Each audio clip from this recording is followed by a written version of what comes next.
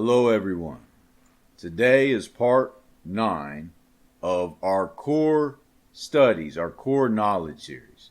The first part, I talked and debunked evolution right away. The second part, I start speaking on Genesis.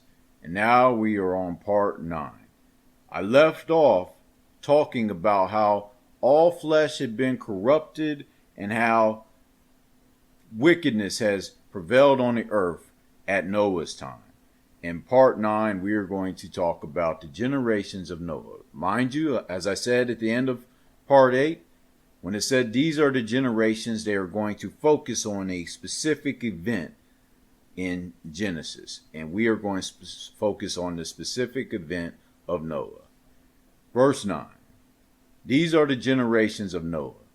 Noah was a just man and perfect in his generations, and Noah walked with God. Noah walked with God. He probably literally saw Yeshua. And Noah begot 3 sons, Shem, Ham, and Japheth. The earth also was corrupt before God, and the earth was filled with violence. It was filled with violence. And God looked upon the earth, and behold, it was corrupt, for all flesh had corrupted his way upon the earth, for all the flesh was corrupted on the earth. And we talked about how the sons of God came into the daughters of men, and they corrupted their DNA. Is it possible that the sons of God, the angels, the sons of God mean angels, corrupted the flesh of the different animals as well? Are the dinosaurs part of that? These are things that went extinct at the flood event. Is it possible? And Noah begat 3 sons, Shem, Ham, and Japheth. The earth also was corrupt before God, and the earth was filled with violence. And God looked upon the earth, and behold, it was corrupt, for all flesh had corrupted his way upon the earth. Alrighty, so now we're going to talk about the ark. We are going to talk about the ark. And God said unto Noah, the end of all flesh is come before me, for the earth is filled with violence through them. And behold, I will destroy them with the earth. Make thee an ark of gopher wood. Room shalt thou make in the ark, and shall pitch it within and without with pitch. All right. So the Lord gave Noah the instructions to make an ark. And there are so many things to talk about with this. Because the ark is not just a biblical event recorded in Bible. Over 270 cultures around the world recollect a global flood and ark events. As Dr. Duane Geese says in Dinosaurs by Design, says there are more than 270 stories from different cultures around the world about a devastating flood. This chart shows the similarities that similar myths have with the Genesis account of Noah's flood. Although there are varying degrees of accuracy, these legends and stories all contain similarities to aspects of the same historical event, Noah's flood. So let's look at this. And this is not all the 270 plus. This is just some specific ones where look at where it talks about universal destruction. You have Assyria and Babylonia 1, Assyria, Babylonia 2 talk about it. Persia, Syria, Asia Minor, Greece, Egypt, Italy, Lithuania, Russia, China, India, Crete, Cherokee, where else? Aztec, Peru, Leeward Islands, Fiji Islands, Hawaii. All these guys talk about a universal destruction. Destruction by water. Nearly all those ones that I just mentioned talk about it. Egypt partially talks about it. So yes, there was a global event, a global flood that does occur, that did occur. And we see it in all our geologic sorting and the way that the Grand Canyon was carved out. We see it in so many things. Look at verse a day number 34 and 35. It does. I show you where people think the Grand Canyon was a slow little river going down this little thing to carve this giant canyon. No, it was a massive water breakaway after the flood receded. The world shows signs of massive water breakaways all over. It shows sorting of different rocks and elements that were done by hydro sorting. All these things, water sorting, all these things show a global flood. The fact that there is so much oil in the world is because so many things died and the pressure collapsed them. They did not sit in tar. There's no tar pits. Do you see tar pits around today? No. They were crushed with pressure and water, and oil can actually be made very quickly. They found that out. Oil and coal can be made very quickly, and it all occurred because of a global flood. It all occurred because of a global flood. So where was this ark? Well, you can actually find what is possibly the ark near Turkey, Mount Ararat. And you can literally see, here's a few pictures of it. Here's a few pictures of it. It literally has the correct dimensions of ark. This thing says it's 515 feet, this particular spot. And I found this coordinates specifically on Google Maps. Where are my coordinates? Hold on. Where are my coordinates? 39.4400628 and 44.234516. I found these specific coordinates and went to this in Microsoft Flight Simulator and just look at it. Get a feel for what this looks like. Look how huge Mount Ararat is, and then look at this. It fits the dimensions of what would be a boat today. And this, mind you, this is in Microsoft Flight Sim, so it doesn't show the raised rocks, but it is correct. They also found drogue stones around me. And this says, here's a picture of a man with drogue stones. Mind you, the crosses and stuff, they think that people etched those in later. But the Arzap drogue stones are a number of large standing stones found near the Durapinar site by amateur archaeologist Ryan Wyatt. The Durapinar site, they're talking about what I just talked about. It's near Turkey. That's that spot. With the aid of David Fassold and others, Fassold interpreted the artifacts as drogues, stone weights used to stabilize the ark in rough seas, on the grounds that they have a chamfered hole cut at one end as if to fasten a rope to them. And because the existence of such stones was suggested by his reading of Epic of Gilgamesh, the Babylonian mythical account of the flood. Now, the ark, it had one mission: go up, go down. It didn't have to go guide around like a normal boat. Its mission was to survive a flood. They weren't going nowhere, and to come back down. So there were huge drogue stones at the side of it to anchor it, to keep it as the floods happened and the waters were going all crazy, to keep it in somewhat of a stable condition. Stable condition. Also, near the same place, they have what is called Arzep. And Arzep in Turkey literally means the village of the eight. How many human beings were on Noah's Ark? 8 people. Noah and his wife, Shem, Ham, and Japheth, and all 3 of their wives.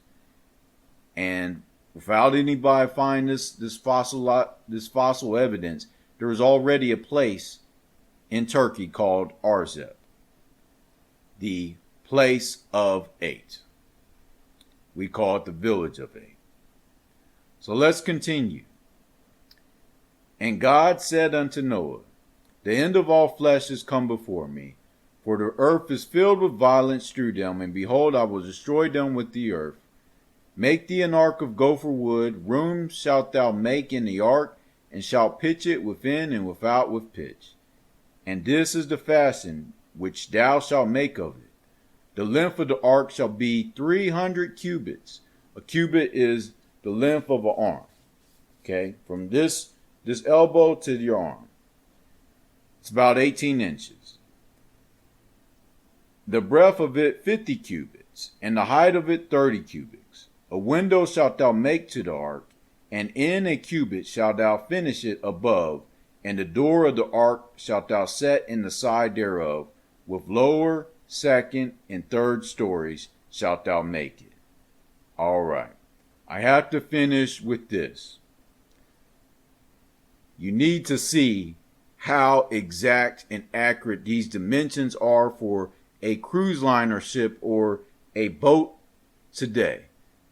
They didn't have boats in that day when they were talking like large giant boats. They did not have boats in that day where Moses wrote the books of the first 5 books, Genesis, Exodus, Leviticus, Numbers, Deuteronomy.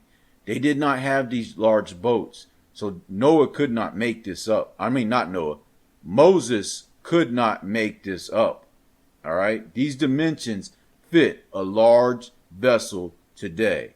So I need to show you this video by, let me find exactly who these are by, because I got to give them credit.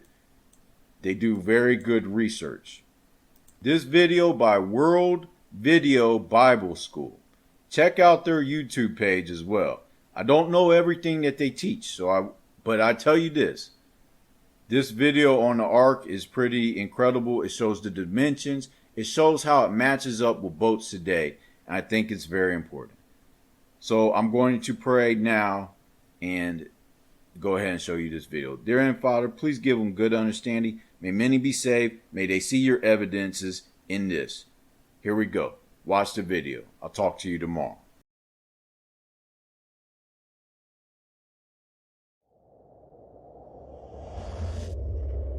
This is a production of World Video Bible School. To God be the glory.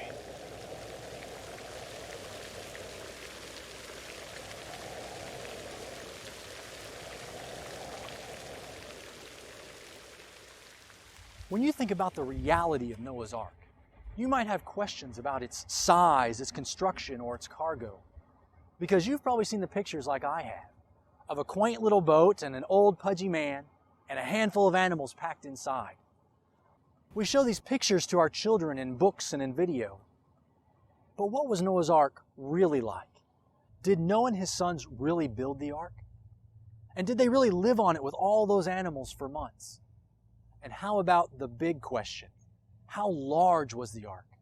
I mean, how long, how tall, how wide? Well, on these questions, we don't have to be left wondering. In the Bible, God gives precise measurements to Noah for exactly how big the ark should be. And this is how you shall make it. The length of the ark shall be 300 cubits, its width 50 cubits, and its height 30 cubits. And there you are. In God's instructions are the very precise measurements for the ark. But you might be wondering, but what's a cubit? We don't use the cubit as a modern unit of measurement. But in the ancient world, the cubit simply referred to the length of a man's forearm from the elbow to the fingertip, roughly 18 inches. And being such a practical form of measurement, it was likely the most common unit of length in the ancient civilizations, such as the Sumerians, the Babylonians, the Egyptian, and the Hebrew. Now, with the understanding that 1 cubit is 18 inches, or 1.5 feet, how big was the ark? In order to help us visualize what these dimensions mean, I am standing here next to the only full-scale, floating, modern-day replica of Noah's Ark, built based on the Bible specifications. The ark is 450 feet long, 75 feet wide, and 45 feet tall. Inside, there are 3 decks. Each deck has over 30,000 square feet, which means that the ark has a total of over 100,000 square feet. Its volume is equivalent to 1.5 million cubic feet, or approximately 17 Olympic-sized swimming pools. Now, while some of the specific construction details of this modern replica may be different from the actual ark that Noah built, What this modern-day representation does provide is an astounding perspective of the actual dimensions and scale of Noah's Ark. Let's take this monumental structure and explore its size. Let's first try to put the Ark's length, 450 feet, in perspective. A convenient comparison is to think about some popular modern sporting venues. Take, for example, an American football field. The length of the Ark is equivalent to the length of 1 1/4 of these fields, measuring from goalpost to goalpost. Or if you're a baseball fan, sitting in Yankee Stadium in New York, on the front row behind home plate, the 450-foot Ark very nearly matches the distance from your seat to the farthest wall out in center field. Or maybe cricket is your game, and you're watching a test match from the grandstand at the historic Lord's Cricket Grounds in St. John's Wood, London. The Ark would fill the length across the widest portion of the field. Let's consider the Ark's length compared to some famous historical structures across the world. Imagine the Ark being stood on its end in a vertical fashion, and let's compare it first to the famous Leaning Tower of Pisa in Italy. Completed in the 14th century AD, it stands 183 feet tall and has a diameter of 49 feet. If we now move to the country of China and the Liaodi Pagoda, completed in the 11th century AD, this pagoda stands 276 feet tall. Made of brick and stone, it is the tallest existing pre-modern pagoda in China. The two towers in Bologna, Italy, were completed in the early 12th century AD. These towers served as the inspiration for the architect Minoru Yamasaki, who designed the former World Trade Center towers in New York. The tallest of the two towers, the Asinelli Tower, stands 318 feet tall. Moving now to England, we find the Elizabeth Tower and its clock known as Big Ben, arguably one of the most recognizable clock towers in the world. It was completed in 1859 and stands 316 feet tall and has a 50-foot square base. Across the Atlantic in the United States, the famous Statue of Liberty, dedicated in 1886, stands 305 feet tall, from the ground to Lady Liberty's torch. The Cathedral of Antwerp in Belgium has a spire completed in the 16th century extending 404 feet high. In Washington, D.C., the Washington Monument is the tallest true obelisk in the world.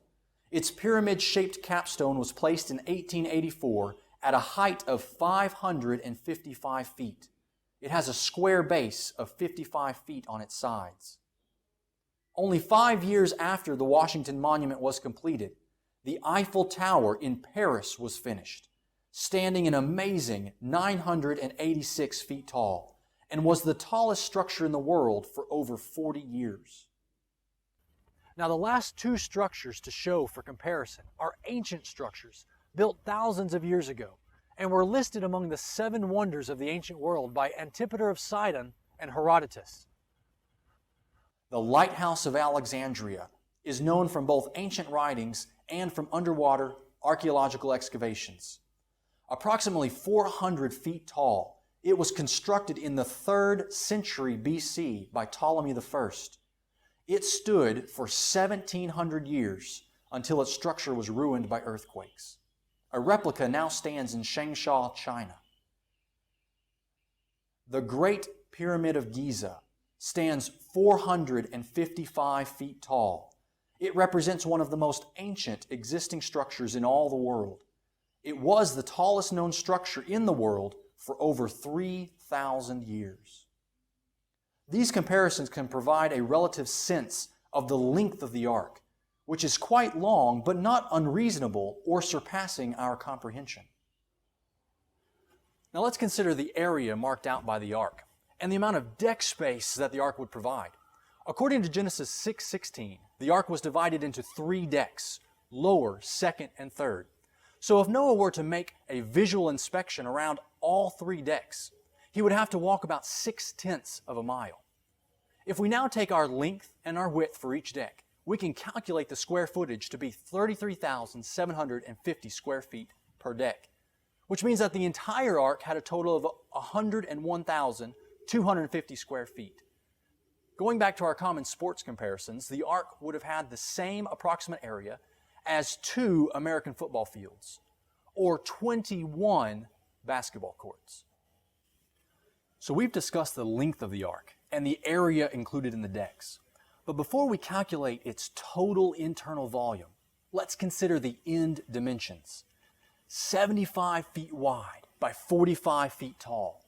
These cross-sectional dimensions very nearly match the wingspan and the tail height of NASA's space shuttle. So if you were to open the end of the ark and begin loading in the shuttles, you would be able to load in the shuttle Atlantis, then the space shuttle Discovery, then the shuttle Enterprise, and then the shuttle Endeavour would nearly fit up until its engines. So almost 4 NASA space shuttles would fit within the volume of the ark. Now, in terms of transporting cargo, the ark's immense volume would be equivalent to carrying 527 railroad boxcars. Or, when calculated, it comes out to be over 1.5 million cubic feet of internal space. Oftentimes, there are wild misconceptions about Noah's Ark. One of the first says that Noah's Ark is the largest floating vessel to have ever been built. This is simply not true. Though it was the largest vessel at its time in history, there have been many ships built in the millennia afterward that have been comparable and even greater in size. Now, this should not discredit or lessen the Ark's extremely significant place in history, but instead it should bring into our view an accurate reality for the biblical proportions of Noah's Ark. Let's look at a few well-known historical ships to compare with Noah's Ark. Let's start with the Santa Maria, part of the trio of ships sailed by Christopher Columbus in the late 15th century AD to cross the Atlantic Ocean to the Americas. It was approximately 60 feet long and carried a crew of approximately 40 men. At 227 feet, the HMS Victory is one of England's most well-known wooden warships. It is the oldest naval ship still commissioned, having seen action in the Napoleonic Wars. It is now dry docked in Portsmouth, England, as a museum ship. The early 20th century in the United States saw some of the last wooden sailing vessels built. At 330 feet long, the Wyoming was one of only a few 6-masted schooners to be built. The Wyoming sailed the eastern coast of the United States from 1909 to 1924. King Sneferus' boats, referenced on the ancient Palermo stone. If we now look back in the annals of history, we find ancient Egyptian inscriptions on this stone of a 100 cubit, that's a 150-foot wooden ship that was part of the 4th dynasty fleet of King Sneferu, a matter of only hundreds of years after the flood. Later, during Egypt's 18th dynasty, a barge, possibly in excess of 200 feet, known as Hatshepsut's barge, was constructed to transport large obelisks along the Nile. In the early years of the Roman Empire, Emperor Caligula had numerous large ships. One, called the Giant Ship, is recorded to be 340 feet long, possibly served as a barge to transport large structures from Egypt back to Rome. In the early 15th century AD, the Ming Dynasty established itself as a naval power. They constructed a large fleet of wooden ships, the largest in the range from 300 to 400 feet long. The ships were known as treasure ships and were used on numerous voyages to enhance the Ming's tributary system. The Zahir-1 is a modern vessel designed as a livestock carrier. At 393 feet long and 69 feet wide, its deck space is only slightly less than Noah's Ark, and it is currently sailing the oceans, carrying thousands of animals between the international markets of Australia, South America, Middle East, and others. In particular, skeptics of the Ark have pointed specifically to the Wyoming schooner as representing the upper limit to the size of a wooden vessel. However, this criticism fails on 2 levels. First, there are documented historical wooden vessels at and surpassing the 300-foot limit. Secondly, the Wyoming schooner sailed and performed its duties for over 14 years, while the Ark only needed to operate for 1 year's time. Now, in the last 150 years, Advancements in the construction of metal ships and ocean liners has seen the production of enormous vessels like the Great Eastern, the Titanic, the Queen Mary, and any number of modern-day cruise ships. These ships have become essentially floating cities with thousands of travelers, crew, and a multitude of onboard destinations. However, in terms of wooden ships, the Ark does rank among the largest in history. This has led some to claim that even though the Ark's size is not unreasonable, it was still too advanced a vessel for Noah to build, because he would have needed understanding of physics, calculus, structural analysis, and naval engineering to have designed and built such a vessel. This perspective, however, suffers from several misconceptions. First, it assumes that Noah himself was the originator for the Ark's scale and design. But according to the Bible, this is not the case. It was God who initiated and conveyed the Ark's plans. Noah was given divine direction and instruction and then expected to contribute his labor in carrying out the task. Second, there is often an overarching misunderstanding that says, well, hasn't man had a long evolutionary history with a gradual growth of both intellectual and physical capacities? This concept of a gradual evolutionary ascent for man is contrary to the biblical concept of man's origin, and it unnecessarily confuses the actual time frame for the early accounts of Genesis. The accounts of Adam and Eve, Cain and Abel, Enoch, Methuselah, and Noah were not tens of thousands of years ago, let alone millions. Noah did not live at a time of club-carrying, cave-dwelling Stone Age men who lacked the abilities of fire, agriculture, or linguistics. According to the Bible's account of creation, mankind was created and endowed with reasonable faculties, including communication, socialization, critical thinking, and ingenuity. So in what time period did Noah live? Well, let's consider a basic historical timeline to give us a context. Based on both biblical and secular history, the time from today back to the life of Jesus is approximately 2,000 years. From the time of Jesus in the 1st century AD back to the patriarch Abraham is again about 2,000 years, based on the genealogies of New Testament and the corroboration of secular history. Now, from Abraham back to Noah and the ark can be approximated to be on the order of hundreds of years. And from Noah back to the first created couple, Adam and Eve, was a little over 1,600 years. Thus, we can see that the timeline of the flood and Noah's life was between 4,000 to 5,000 years ago. In secular history terms, the general description for this time period, 4,000 to 5,000 years, is the Bronze Age, which gains this name from the copper and bronze tools that were being used. Biblical history concurs with this general naming convention because it specifically speaks of a descendant of Cain named Tubal-Cain, who was a relative contemporary of Noah, and who the Bible says was an instructor of every craftsman in bronze and iron. Recognizing that Noah lived during the aptly named Bronze Age provides a good historical setting and helps us recognize what types of materials and resources Noah had access to use. First and foremost, God's instructions for the design of the ark clearly define the primary building material, wood, and Noah needed lots of it. Noah would have had to gather wood for a large variety of structural purposes. Large, load-bearing beams for the primary framing of the ark's structure. Lumber that would form the exterior of the ark. Lumber for the rooms or nests, various pens, corrals, cages. Decking lumber for internal flooring of the lower, second, and third decks. Since there would be only one door to enter, internal ramps or stairs would provide a means to move between decks. Now, a subtle yet important aspect is that for all of the construction and obvious woodworking, Noah would have needed a good number and variety of tools. So what types of tools would have existed in his day? We've already established that even in terms of secular and biblical history, Noah lived in the so-called Bronze Age, meaning the use of copper smelting and alloys. But let's also consider some additional biblical references to various vocations that were in existence even prior to Noah. Farming and agriculture has existed since the very creation of man in the Garden of Eden. Adam and Eve were given the original directive to tend and keep it. And after their sin and subsequent removal from the garden, Adam was to till the ground. Reasonably then, Adam's oldest son, Cain, was also called a tiller of the ground. What this means is that prior to Noah, for over 1,000 years, mankind had worked, tilled, and cultivated crops.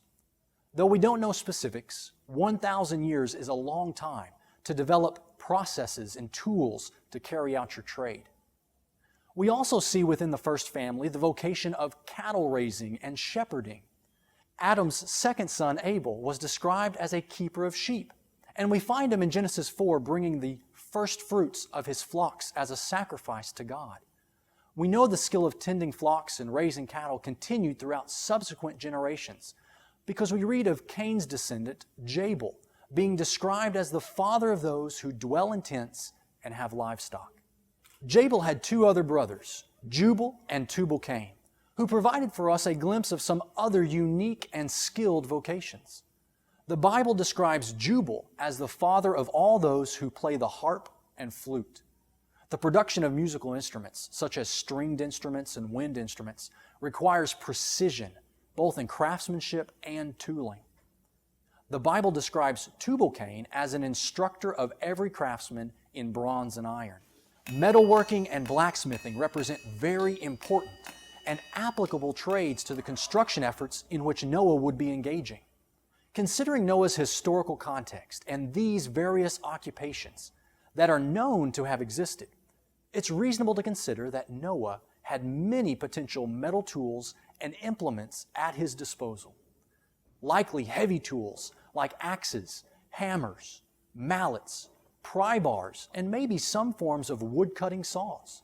Considering the reference to musical instruments like harps and flutes, there may have been light-duty tools like punches, chisels, or clamps.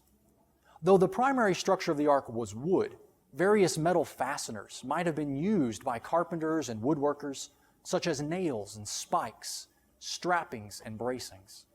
One final comparison to consider that provides great insight into the potential capabilities that existed during the Bronze Age, and for mankind's ingenuity in general, is the Great Pyramid of Giza. As the only surviving member of the original 7 wonders of the ancient world, the Great Pyramid stands as an amazing example of mankind's capabilities. Though it was not the very first pyramid built, the Great Pyramid is one of the earlier known and represents a man-made structure completed within a span of only hundreds to 1,000 years after the time of the flood.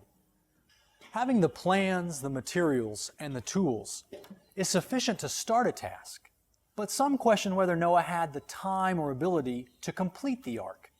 If we look back for one moment to our discussion of the Great Pyramid of Giza, its massive stone structure actually encompasses a volume over 50 times that of the ark. It's estimated that there are approximately 2.3 million stone blocks, each weighing an average of 2.5 tons. The blocks were cut and transported from numerous quarries, some nearby and some many miles away. They were then moved, raised, and precisely installed into place. When we consider the ark, the wood composition would have been far easier to gather, cut, and install than the stone blocks of the pyramid.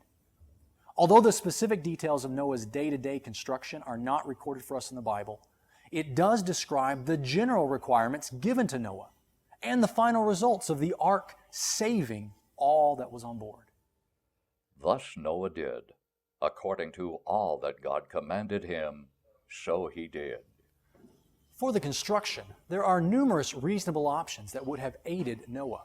First, the time frame. Noah had to complete the task is usually referred to as being in the range of 100 years. We gauge this from Noah being 500 years old when he and his wife began to have their sons in Genesis chapter 5. And then the flood came when he was 600 years old in Genesis chapter 7. And 100 years is a long time to work on any project. Second, could Noah have had help? Since Noah, his wife, his 3 sons, and their wives were all ultimately saved on the ark, it's usually understood that they were all involved in the preparation process. But in addition, Noah's father, Lamech, and grandfather, Methuselah, were alive until just prior to the time of the flood, and each of these patriarchs had other sons and daughters. Could Noah's father, grandfather, uncles, or other family have helped? Or could Noah have hired laborers, even skilled laborers from nearby communities and cities? Potentially.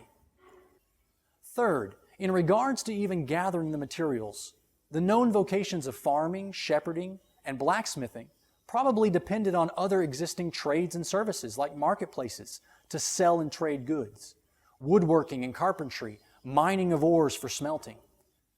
Even during Cain's life, we read of him building a city and calling it after his son Enoch. Could Noah have purchased, traded, or bartered for needed lumber and materials? Assuming a 10-hour workday, there are over 3,650 working hours per year, which means that Noah had 365,000 working hours in his 100-year time span. If we then multiply this by 4, considering Noah, Shem, Ham, and Japheth, then there were nearly 1.5 million man-hours. If we add Noah's wife and the wives of his sons, then there were over 2.5 million working hours to gather materials, construct, and prepare the internal dwellings. This modern-day replica of Noah's Ark was built within 20,000 man-hours. Of course, there were many modern-day technologies and resources utilized, but Noah had 125 times this amount of time, only accounting for the time his family would contribute. The Bible's account of the structure and size of Noah's Ark places it as a perfectly sufficient vessel for its unique task. Its massive size has established its important purpose throughout history. Yet in the context of various historical structures and boats, the Ark's dimensions are not unreasonable to have been completed using the materials God instructed, in the time God provided, with the resources Noah had available.